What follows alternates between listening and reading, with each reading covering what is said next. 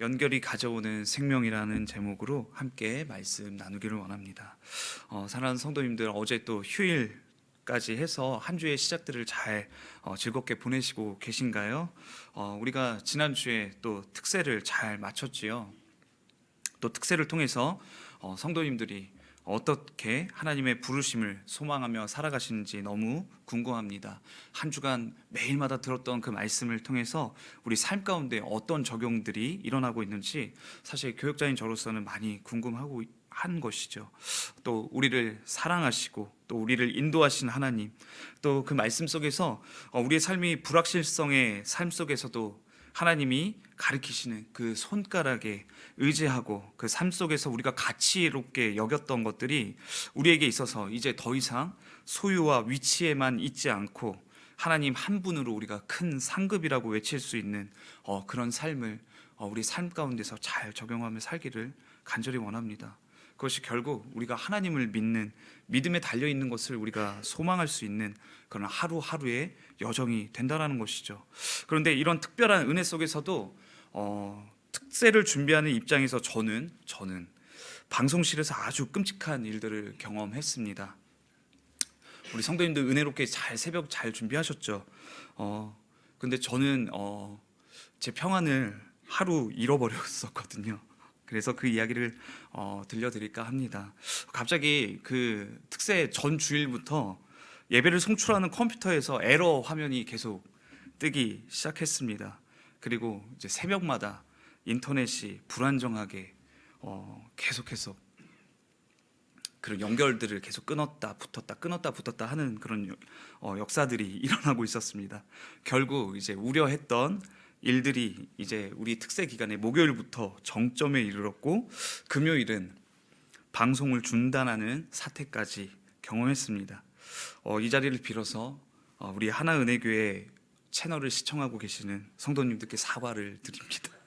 기술의 차질로 각자 있는 곳에서 연결이 끊어진 성도님들의 그 상황을 생각했을 때 너무 죄송한 마음이 커서 정작 그 당일에 저의 예배가 집중이 끊어지는 그런 실수들이 있었었죠.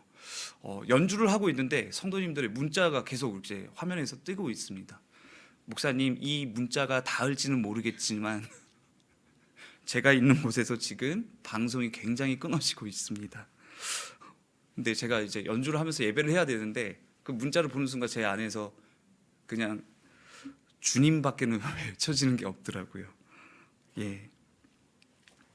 이런 실수들이 있으니까 참 집중하기가 어려웠습니다. 결국 새벽에 그런 인터넷이 느려진다라는 어떤 그 기술적인 이슈가 원인인 것을 이제 토요일에서야 겨우 찾게 되었습니다. 근데 진단이 됐는데도 불구하고 온갖 선들을 이제 뺐다 꽂았다 하는데 인터넷은 복구가 되질 않았습니다. 오히려 그 일 통해서 이제 방송팀의 불안만 더 증가되는 그런 상황이 있었었죠. 여러분들, 이 상황이 저의 위치에 있었을 때 우리 성도님들 그 안에서 멘탈을 잘 유지한다는 게 얼마나 대단한 능력인지 여러분들은 반드시 경험 안 하셨으면 좋겠습니다. 이처럼 연결이 끊어진다는 것은 너무나도 끔찍한 일입니다. 연결을 통해서 우리가 홀로이지 않음을 느끼기 때문인 것이죠. 그러나 단순히 연결이 끊어지는 것만큼 끔찍한 것은 무엇인가? 잘못 연결되는 것입니다. 수많은 연결선을 끌어와도 우리 방송에 연결되지 않는다면 결국 헛된 수고에 그칠 것입니다. 그래서 연결이 끊어진다는 것은 무엇인가? 고립을 의미합니다. 고립은 결국 단절됨으로 삶의 공허함을 가져오는 것이죠. 그래서 우리는 이 세상을 살아가면서 무언가 끊임없이 연결을 추구하며 살아갑니다. 하나님도 마찬가지죠. 그만큼 하나님도 연결을 중요하게 여기십니다.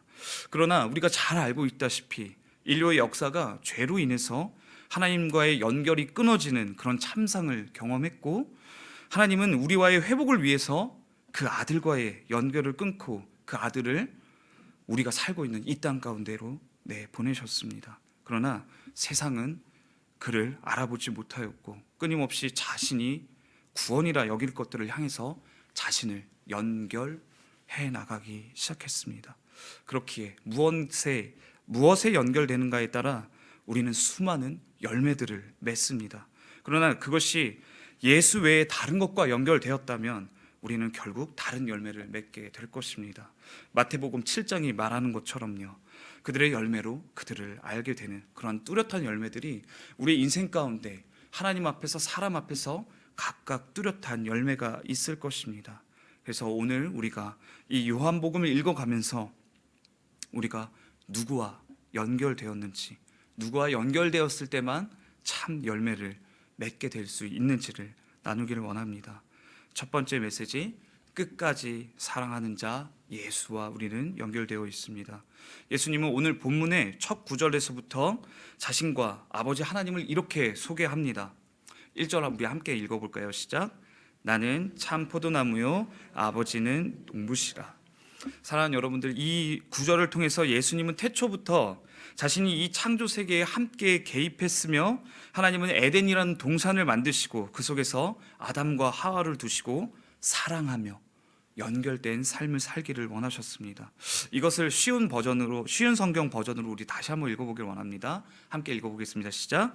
나는 포도나무이고 내 아버지는 정원사이시다. 네, 사랑하는 여러분, 창세기는 하나님께서 가족으로 초청해 주신 자를 위해서 에덴이라는 기쁨의 정원을 만드시고 그 속에 그 사람들을 두시고 교제하며 살아가셨습니다. 정원사는 자신의 정원을 사랑하는 자입니다. 늘 가꾸고 손질하고 물을 주고 잘 자랄 수 있도록 돌보는 자인 것이죠. 그렇게 그의 사랑을 받는 온갖 생명들은 무엇을 할 수 있겠습니까? 그저 정원사의 손길을 받아들이기만 하면 됩니다.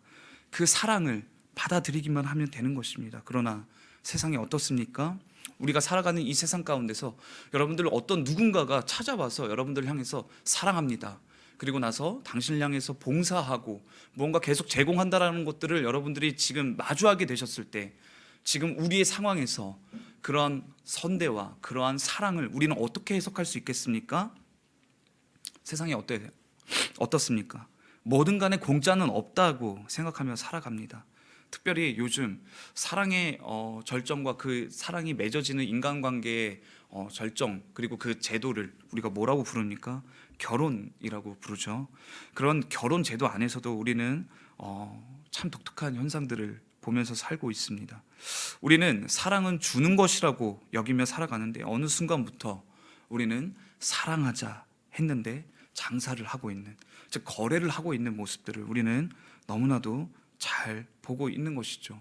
서로의 급을 매기고 얼마나 소유하고 있으며 자신의 위치의 높고 낮음을 평가하면서 그렇게 조건에 맞게 만나서 결혼하면 잘 살 수 있을 거라고, 사랑도 그 속에서 피어날 것이라고 믿으면서 결혼을 하는데 결국 사랑이 없으니 어떤 일이 벌어집니까?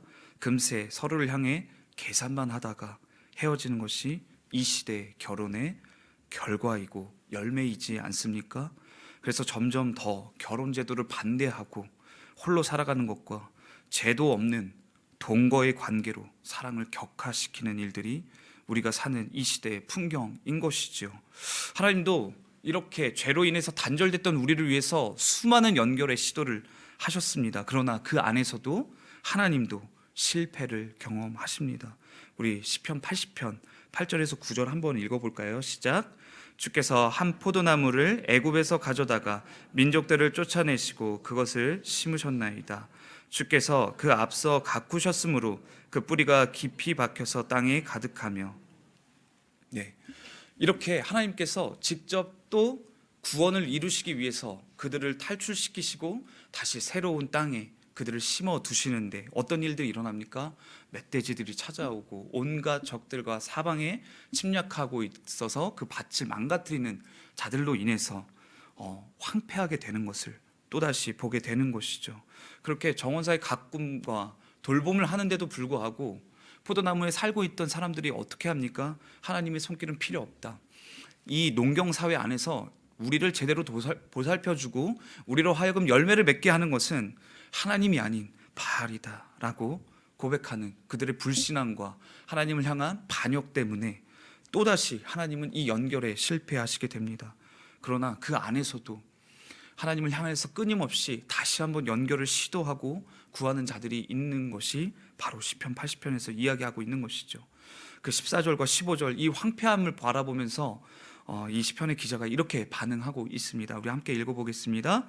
만군의 하나님이여 구하옵나니 돌아오소서. 하늘에서 굽어보시고 이 포도나무를 돌보소서.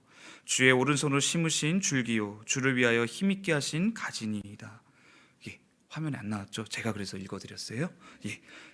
이렇게 지금 또다시 황폐함 가운데서도 하나님과의 관계를 회복하기 위해서 시편의 기자는 이렇게 하나님을 향해서 노래하고 있는 것입니다. 또한 이사야서는 또 이렇게 전합니다. 이사야서 5장 1절에서 2절 우리 함께 읽어볼까요? 시작. 나는 내가 사랑하는 자를 위하여 노래하되 내가 사랑하는 자의 포도원을 노래하리라. 내가 사랑하는 자에게 포도원이 있으며 심히 기름진 사내로다. 땅을 파서 돌로 제하고 극산품 포도나무를 심었도다. 그 중에 망대를 세웠고 또 그 안에 술틀을 팠도다. 좋은 포도 맺기를 바랐더니 들포도를 맺었도다. 이사야서에서는 또다시 이렇게 이야기하고 있습니다. 또다시 내가 구원의 행위를 통해서 이 나무를 다시 심었는데도 불구하고 포도 열매가 내가 원하는 것과는 다른 열매를 맺었다라고 이야기하고 있는 것입니다.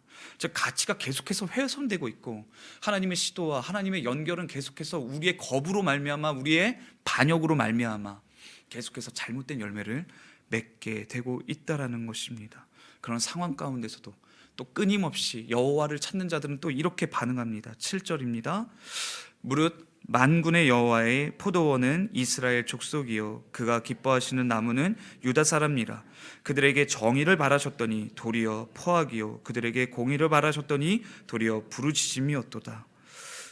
사랑하는 성도님들, 성경은 끊임없이 하나님은 우리를 구원하시고 우리를 사랑하시기 위해서 계속해서 수많은 구원의 손길들을 베푸시지만 우리가 계속해서 하나님의 손길을 거부하고 또 하나님을 반역하면서 우리의 독립으로 말미암아 하나님과 상관없는 우리만의 세상을 계속해서 만들어 가려고 했던 것이 바로 이 나라의 역사라는 것입니다. 이 나라의 역사가 단순히 내가 한 번도 가본 적 없는 저 이스라엘의 2000년, 3500년 전의 역사에 그칠 뿐입니까? 아닌 것이죠. 오늘도 여전히 우리 인생 가운데 거울이 되어서 우리를 비추면서 우리를 보게 하고 있는 것입니다. 그러나 그런 상황과 상관없이 여호와 하나님은 어떤 분이십니까? 자비로우시고 인애가 가득하시고 노하기를 더디하시는 분이시라는 것입니다. 그래서 그분이 우리를 향해서 이렇게 이야기하시는 것이죠. 요한복음 13장 1절을 우리가 함께 읽길 원합니다. 함께 읽겠습니다. 시작.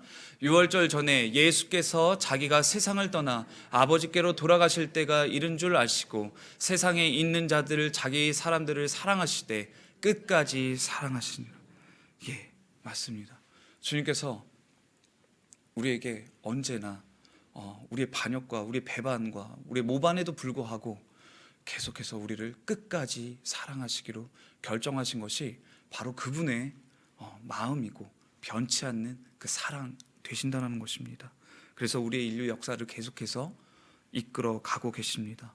반복되는 수많은 반복의 삶 가운데서 우리가 일어섰다 다시 무너졌다를 반복하지만 그 안에서 하나님은 노하기를 더디하시고 끝까지 사랑하시기로 결정한다라는 것입니다.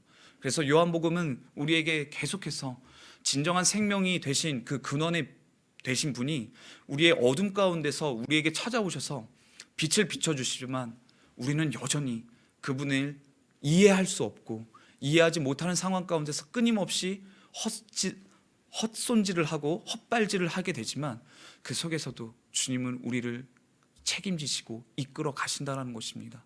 그러니 우리가 그분의 사랑 가운데 불림 받아졌고 우리가 성도로서 이 세상을 살아가는 데 있어서 우리가 그분의 사랑을 받아들일 수 없다면 우리는 계속해서 실패를 경험할 수밖에 없는 것입니다. 특별히 우리가 지금 매일 성경을 통해서 계속 열왕기서를 우리가 읽고 있지 않습니까? 여러분들 그 열왕기서를 읽으실 때마다 무엇을 경험하고 계십니까? 수많은 시도와 또 하나님 앞에서의 실패들을 우리가 계속해서 반복해서 보고 있는 것이죠. 그러나 이 정체성을 우리가 확립하기 시작한다면 우리는 그 실패 앞에서도 다시 한번 일어날 수 있는 용기를 얻게 되는 것입니다. 사랑하는 성도님들, 예수님께서 지금 이 이야기들을 지금 누구 앞에서 하고 계십니까?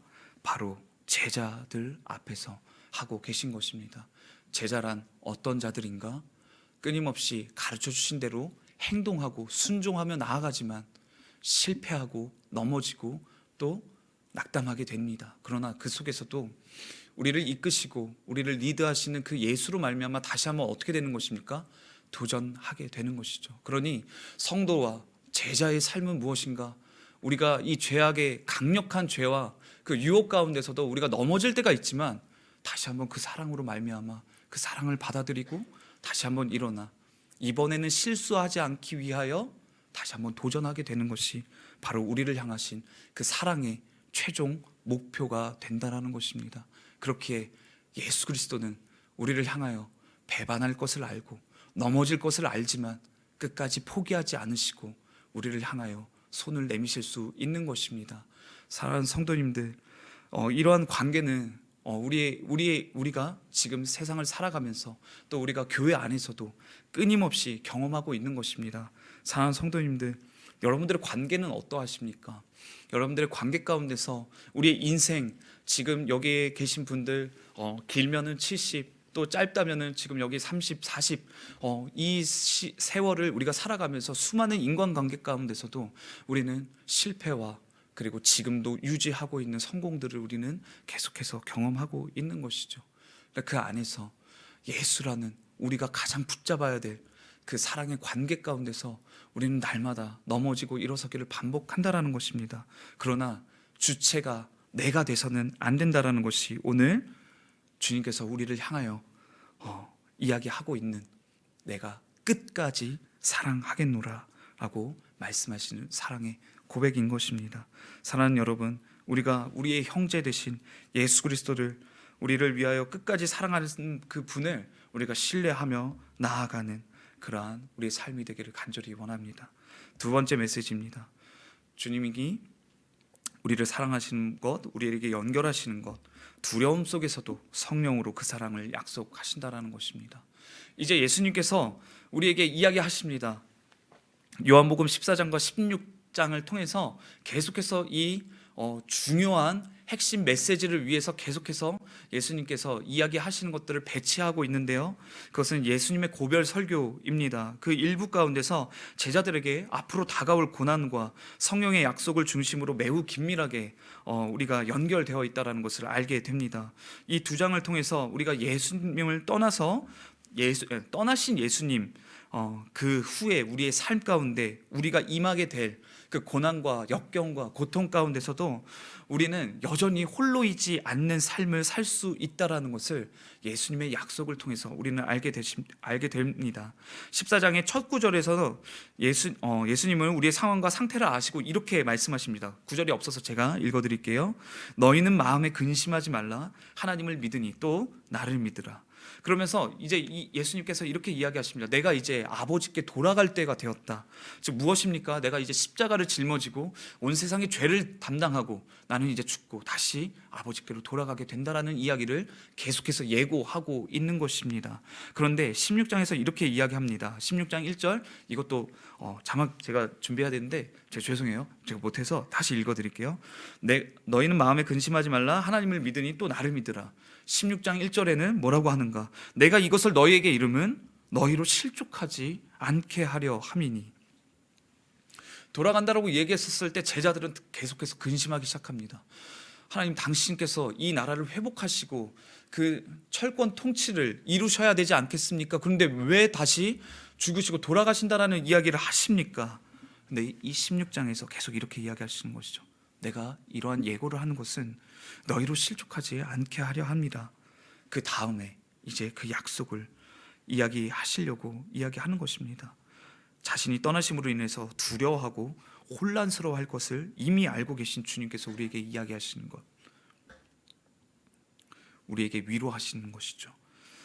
14장에서 예수님은 그들을 위로하시면서 떠나가는 것이 그들에게 유익하다라고 이제 설명하시는데요, 우리 14장 28절을 함께 읽어보도록 하겠습니다. 시작.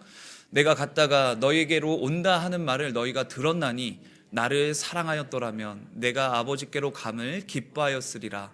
아버지는 나보다 크심이라. 네, 맞습니다. 우리가 15장 1절에서 우리가 읽었던 것처럼 나는 포도나무고 아버지는 이 동산 안에 정원사이시라는 이 관계를 기억하십시오. 하나님께서 만들어 두신 그 땅 가운데 가장 귀하고 가장 애정을 많이 두는 포도나무 한 그루를 심었다라는 것. 그런데 그 안에서 다시 뽑혀서 하나님께서 다른 새 땅에다가 심어 두시면서 그들로 하여금 그러한 연결 가운데 살아갈 수 있고 그 돌봄 가운데 사랑을 느끼면서 다시 사랑을 되돌려 드리는 이 관계의 회복을 하나님께서 명하셨는데 세상이 그것을 알지 못했고 결국 그러하여금 들포도를 맺을 수밖에 없게끔 그렇게 만들었다는 것.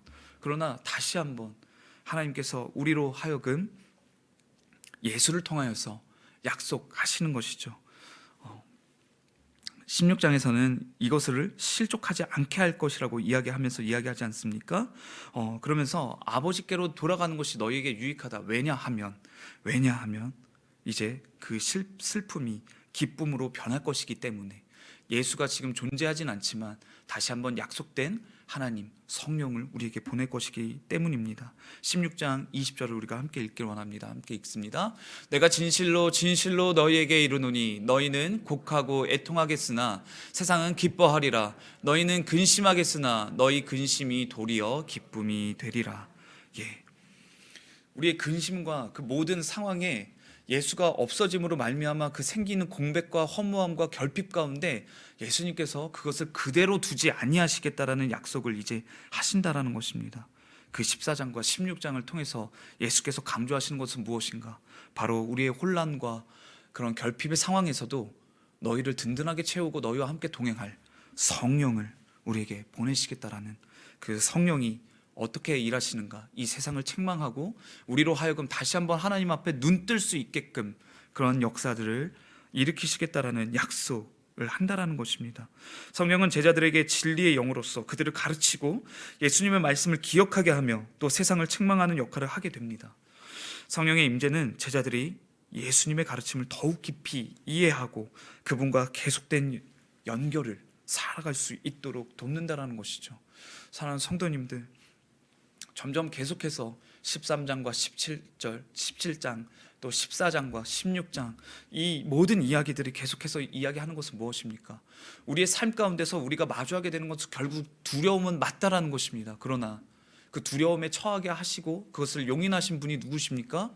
바로 여호와 하나님, 그리고 그의 아들 예수를 통하여서 우리에게 언제나 그 결핍의 채움으로 또 우리의 두려움에서 우리를 기쁨으로 인도하시는 분이 바로 하나님 되신다라는 것을 궁극적으로 이야기하고 있는 것입니다. 사랑하는 성도님들, 여러분들의 삶이 어떠십니까? 여전히 결핍이 존재하고 계시고 여러분 여전히 관계 가운데 단절들을 경험하고 계시고 또 내가 원하는 어떤 계획들과 상황들은 여전히 나에게 배신감만을 안겨주는 그런 허무함들을 우리가 이 세상을 살아가면서 매 순간 매 곳곳마다 우리는 경험하게 될 텐데 그때마다 주님께서 우리에게 찾아와 얘기하시는 것이 무엇입니까? 두려워하지 말아라. 두려워하지 말아라. 내가 있으니 두려워하지 말아라. 너희가 누구와 함께 해야지 진정한 두려움을 극복할 수 있겠느냐? 바로 너희를 끝까지 사랑하는 자, 바로 나이다. 내가 아버지께로 돌아가는 것은 너희에게 기쁨이 될 것이다. 슬퍼하지 말아라. 왜냐하면 내가 너희에게 선물로 보낼 성령이 있기 때문이다. 우리가 함께 찬양했던 것처럼 성령이 오시면 여러분들은 성령을 어떻게 이해하고 계십니까? 어떤 에너지, 충만하게 차오르는 고향감, 어떤 경험과 어떤 느낌적으로 우리가 성령을 이해하고 있는 것 아닙니까? 근데 하나님께서는 끝까지 이렇게 이야기하시는 것이죠. 성령은 인격이고 너희와 함께 동행하는 하나님 자체이시다라고 우리에게 알려주고 있는 것입니다. 그러니 오늘 성령께서 우리에게 하시는 역사들은 무엇인가? 우리를 책망하시고 우리로 하여금 예수의 가르침을 기억하게 하는 그런 사역들로 우리 안에서 여전히 동행하시며 역사하신다라는 것입니다. 그러니 오늘도 기도할 때에 우리가 붙잡아야 될 것은 무엇입니까? 성령님, 오늘도 우리가 이 말씀을 듣고 이해하기는 어려우나 우리로 하여금 깨닫게 하시어서 다시 한번 예수께서 우리에게 뭐라고 말씀하신지 기억하고 살아갈 수 있는 능력이 되어 주십시오. 우리와 동행해 주십시오 라고 우리는 성령께 간구하며 우리가 그분과 동행할 수 있는 그런 훈련의 시간들을 우리가 살아갈 수 있게 되는 것입니다. 사랑하는 성도님들, 우리가 성령과 동행한다라는 것, 그것은 단순히 우리의 감정이 변하는 것으로만 체크되는 것이 아니라 그분이 이미 진리의 영으로서 우리에게 예수를 기억하게 한다라는, 그리고 가르친다라는, 그리고 우리를 찔리게 한다라는 그러한 사역으로도 우리가 성령님과 성령님의 존재를 언제나 기억하며 느끼며 살아갈 수 있는 우리 귀중한 성도님들 되시기를 간절히 축원합니다. 세 번째, 요한복음이 우리에게 이야기하고 있는 이 궁극의 메시지는 무엇인가? 제자의 삶에서 가장 중요한 연결자는 바로 예수 그리스도가 된다라는 것입니다.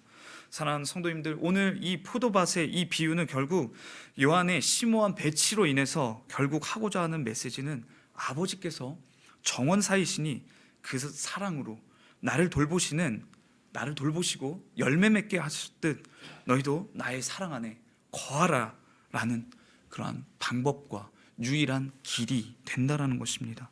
사랑하는 성도님들, 이 땅을 살아가면서 그리스도인은 굉장히 독특한 위치 가운데 서 있습니다. 단순히 종교에 심취한 자로 살아가는 것이 아니라, 여러분들 종교가 무엇입니까?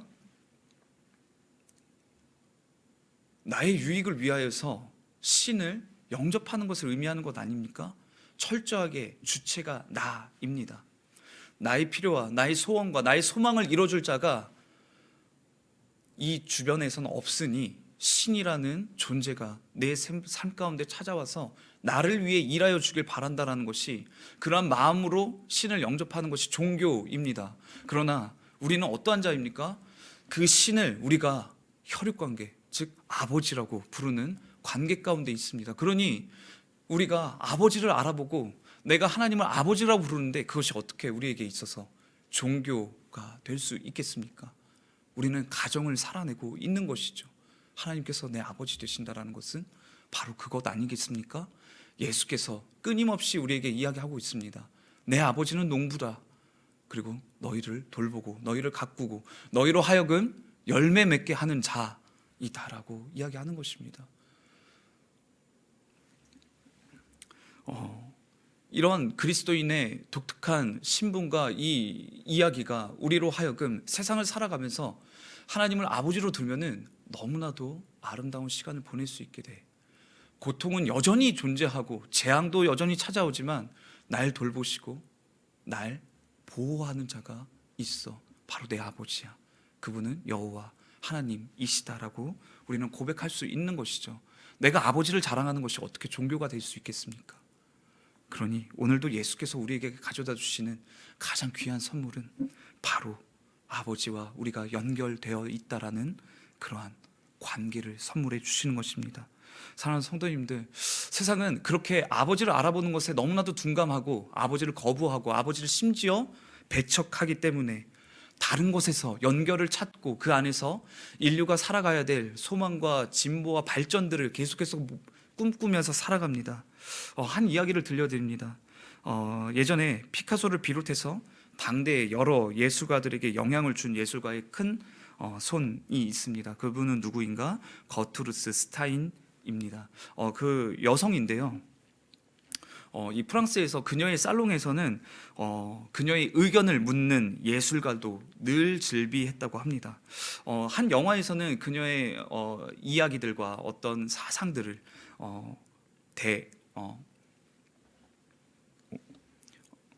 대본으로 만들어서 작품으로 이야기하고 있는데 그 스타인 여사가 이렇게 합니다. 그 어떤 한 작가가 소설을 들고 와서 그녀에게 건네주면서 한 번만 읽어달라고, 그리고 평을 좀 해달라고 부탁합니다. 그리고 그 작가의 소설을 읽고 나서 소감을 들려주면서 작가를 향해서 마음을 전하는데 한동안 제가 그 영화를 보면서 남는 대사이기도 했습니다. 그녀가 그 작품을 읽고 나서 해줬던 대사는 이렇습니다. 인간은 죽음을 두려워하고 우주에서 우리의 위치를 묻습니다. 예술가의 책임은 절망에 굴복하지 않고 존재의 공허함을 채워주는 해답을 주는 것입니다. 예술가의 정체성에 대해서, 그리고 예술가가 이 세상을 향해서 목적하고 목표하는 것이 무엇인가? 사람들이 절망에 굴복하지 않고 존재의 공허함을 채워줄 해답을 주는 자들이 바로 예술가들이라는 것입니다. 그냥 되게 멋졌어요, 이 대사가. 네. 그래서 저도 예술을 했던 사람으로서 뭔가 몰입해서 이 대사에 심취했던 기억이 납니다. 사랑하는 여러분들이 이 그녀의 이 메시지가 어떻게 들리십니까? 그런데 이 그녀가 살았던 이 1900년대의 수많은 그런 배경들을 우리가 조금 알아봐야 됩니다. 1900년대에 어떤 역사들이 일어납니까? 수많은 예술과 철학이 꽃피고 지는 수많은 반복의 시대들이 일어납니다. 그러나 그 반복에 염증을 느끼는 그런 사람들이 또 나타나기 시작하는 거죠. 예술도 철학도 그렇게 염증을 느끼자 방황하는 시기를 보냅니다.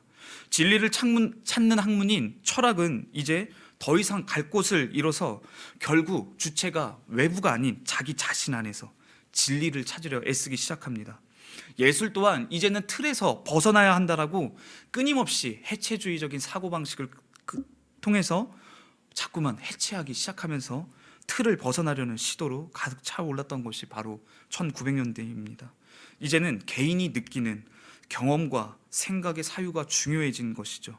즉 사고의 주체가 이제는 바깥이 아니라 자기 자아가 되기 시작하면서 철학이 방황하기 시작합니다. 자기 안에서 계속해서 생각을 하고 사고하기 시작하자 어떤 역사가 일어나는가? 바로 내가 생각을 계속해서 하고 있다. 그러니 나는 존재한다 라고 이야기하고 있는 것입니다. 이것은 진리입니까, 여러분? 진리가 아니라 사실입니다. 사람들이 철학을 하면서 진리에 추구하기 위해서 다가가기 시작했으나 결국에는 방황하자 결국 자기 안에서 생각을 하고 있는 지금 이 사실, 현상을 보면서 여기 안에서 진리로 찾기 시작하는 것이죠. 그러면서 어떤 일들이 일어나는가? 급속도로 진보의 물결이 흐르기 시작합니다. 인간사에서 수많은 정과 반이 합하여지면서 진일보하면 또다시 그 합해진 상황에서 정과 반이 또다시 갈리게 되고 그것이 다시 합쳐지면서 우리 인류는 계속해서 진보하게 된다라고 이야기하는 것입니다. 이것이 진리입니까? 절대적인 것은 아무것도 없다라고 세상은 이제 이해하고 그리고 그것을 가치로 여기면서 살아가기 시작합니다. 그러니 그리스도인들은 그런 상대주의의 물결 속에서 여전히 진리는 존재하고 있고 여전히 진리는 살아있고 그 진리는 인격이셔서 우리에게 찾아와 우리를 돌보고 우리를 인도하고 있는 구원이 된다라고 이야기할 수 있는 것입니다. 사랑하는 여러분들, 공허의 시대를 살면서 어떤 마음을 누리시면서 살아가십니까? 기쁨을 누리십니까? 내 속에 기쁨이 있습니까? 어떤 자극과 어떤 희망도 나를 영원으로 데려다 줄 수 없는데 그것이 진리가 되고 있습니까? 그러니 여전히 진리 되신 예수 그리스도는 우리에게 이렇게 전하고 있는 것입니다. 1절, 나는 포도나무고 내 아버지는 정원사이시다. 사랑하는 성도님들, 창세기는 하나님께서 가족으로 초청하신 자들을 위해 이 에덴이라는 기쁨을 선물하는 그러한 아름다운 관계를 이어나가는 이야기들로 시작하는 것입니다. 오늘도 우리가 삶에 있어서 소유와 위치의 싸움에서 그 소유와 위치의 목적이 바뀌는 경험을 하는 자들이 되었다는 게 바로 그리스도인인 것이죠. 말씀을 정리하겠습니다. 더 이상 우리는 남들이 많이 갖는 것보다 하나님을 소유했다라는 것에 만족하며 더 이상 곁눈질을 하지 않고 사랑하며 나의 소유를 나누는 것을 가치로 여기는 자가 되었습니다. 또 우리는 더 이상 남들보다 높은 위치를 선점하는 것을 넘어서 하나님이 나를 올려놓으신 바로 그 자리에서 나에게 적합한 영향력을 발휘하며 사랑하는 것을 가치로 여기는 자가 되는 것이 바로 그리스도인들의 부르심이라는 것입니다. 왜 그렇게 우리는 열매 맺게 될 것인가? 왜냐하면 예수가 그분이 자신을 나누시고 그분이 가장 높은 곳에서 가장 낮은 곳으로 내려와 우리와 함께 사랑하셨기 때문입니다. 사랑하는 성도님들, 여기 있는 우리 모두가 다 신자임과 동시에 주의 말씀을 따라 살아가는 제자가 되는 것을 기억하시길 바랍니다. 그러니 우리가 버림받지 않았다면 우리에게 더 큰 열매를 맺게 하시기 위해서 정원사 되신 우리 아버지는 때때마다 가지된 우리를 깨끗하게 다듬으실 것입니다. 다듬는다는 것은 고통을 수반합니다. 그러나 그 고통의 목적은 결국 우리로 더 많은 열매를 맺게 하기 위함임을 잊지 말아야 할 것입니다. 오늘 고통이 여전하신 분이 계십니까? 그 고통이 아버지께서 주신 고통인지 아니면 상관없이 잘려나가는 고통인지를 분별하시기 바랍니다. 주님이 깨끗하게 하시는 고통이라면 약속을 기억하시며 더 많은 열매를 맺기 위한 시간임을 기억하며 주 앞에 나아가길 원합니다. 오늘도 고통 속에서 주님이 위로되시기를 예수님의 이름으로 축원합니다.